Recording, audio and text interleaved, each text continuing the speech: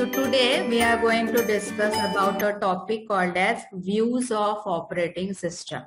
Now if you see this particular diagram, what you observe is that in the middle I have just drawn the operating system, and then here I am just showing you two views, user view and the system view.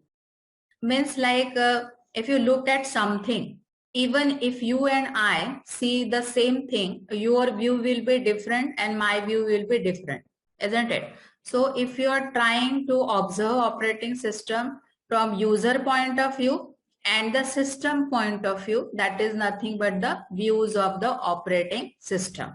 Alright, so today we are going to discuss this in detail. User point of view means what? Like end users. You and I are end users of the operating system. So how basically we are seeing the system, that is nothing but the user view. And basically there are two views. One is known as the user view and second is known as the system view. User view means what? You and I, our perspective. And system view means what? How the system looks at that particular operating system. Means mainly operating system handling of the system. Let us move towards understanding the user view.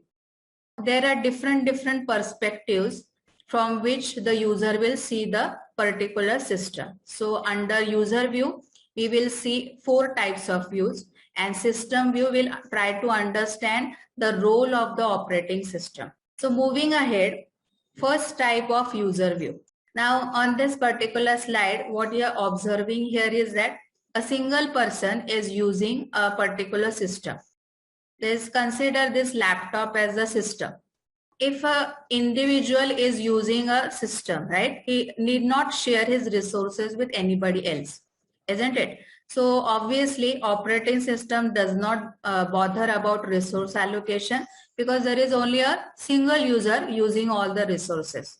How will you define this type of particular view?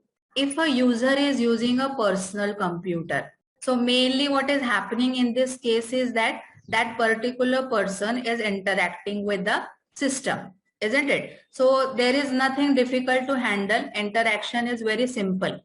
The user will just go on using his system.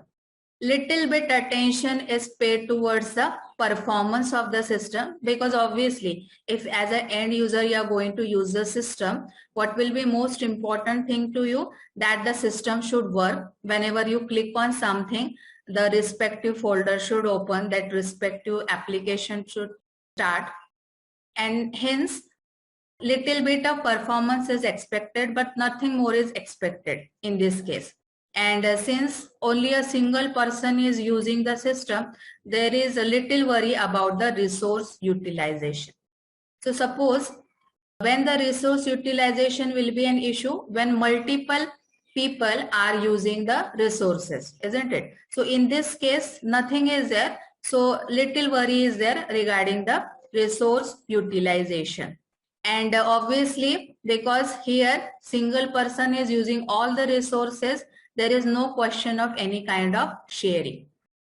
So this is the first user view from the personal computer. So here only thing that is required is the performance. We need not worry about the resource utilization, and there is no sharing in this particular type of view. Now let us move towards the next user view. Now observe here on this slide, what we are seeing is that here mainframe is there and multiple terminals are connected to mainframe. So here obviously, unlike the personal computer, here there will be issue of resource utilization, and that has to be considered, isn't it? So in this case, a user can be working on any one of the terminals, and this terminal is connected to mainframe or mini computer, and since only single mainframe is there, so obviously there will be concern of resource utilization, because that mainframe has to consider the needs of every user, isn't it? So obviously resource utilization has to be handled carefully in this scenario.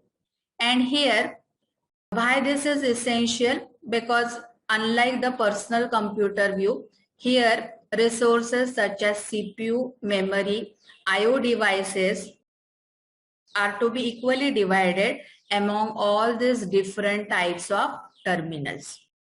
So this second type of user view is related to mainframe or mini computer. Here the vital issue to be handled is the resource utilization. Next, you can see here the third type of user view. You can see different workstations. These clients are there. The thing is that each of these clients are connected with each other. We are having this type of view in our lab, isn't it? So here resource utilization is to be considered, also sharing aspect is to be considered, because you observe here a single printer is there. So this printer is to be shared among all these different clients.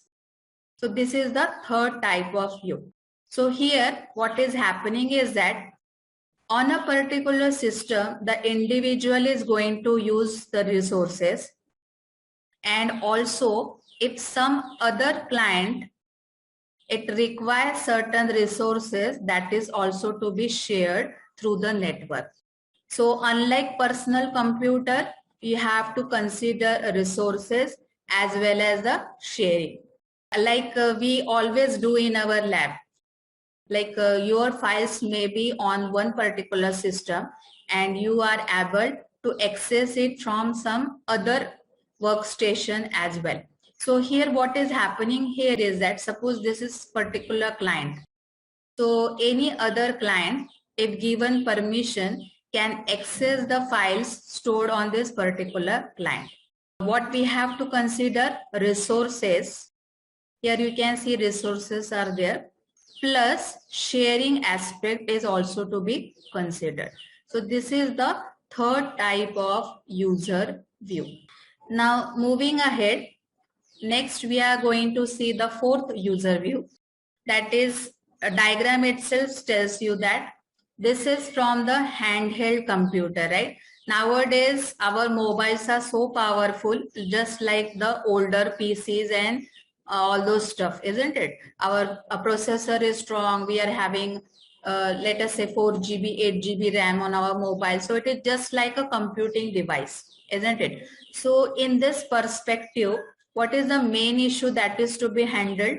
Obviously, just like your PC, your mobile is able to do a lot of stuff.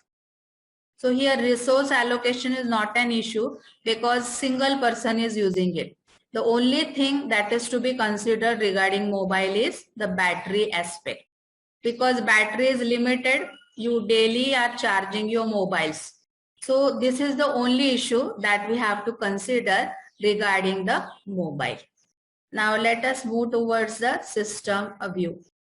So here once again we will be trying to understand the role of the operating system, is how the operating system is going to handle the different things that is expected from it, isn't it? When we have discussed the definition of operating system, we have already said that it is an interface between the user and the computer, or in other words, it is a bridge between the user and the hardware, isn't it?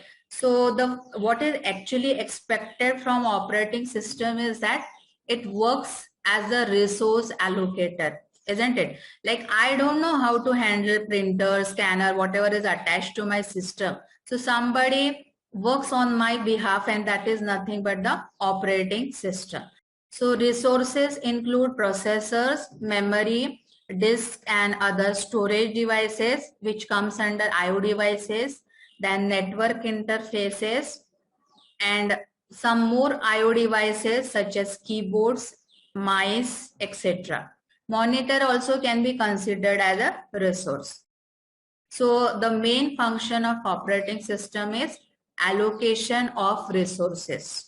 You can also say that why actually operating system allocates these resources, so that the programs will keep on running on the system. Like say suppose when I open the Microsoft PowerPoint or Word, So it is an application program. So to run this, obviously it requires processor time as well as memory, and that is allocated by the operating system. If the operating system does not allocate resources, then my program will not run. On our system, multiple programs are being run. Like in our example now, Word is running, PowerPoint is running, Zoom is running. See, multiple programs are there, but the resources are finite. Finite in the sense, processor, on my laptop there is only one processor, only 2 chips of RAM. So resources are finite. So I need to divide these resources among multiple programs, isn't it? So that actually is done by the operating system. And why it is to be done?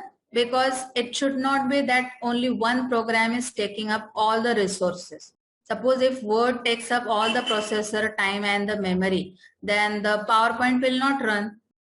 So we need to share it properly among the programs.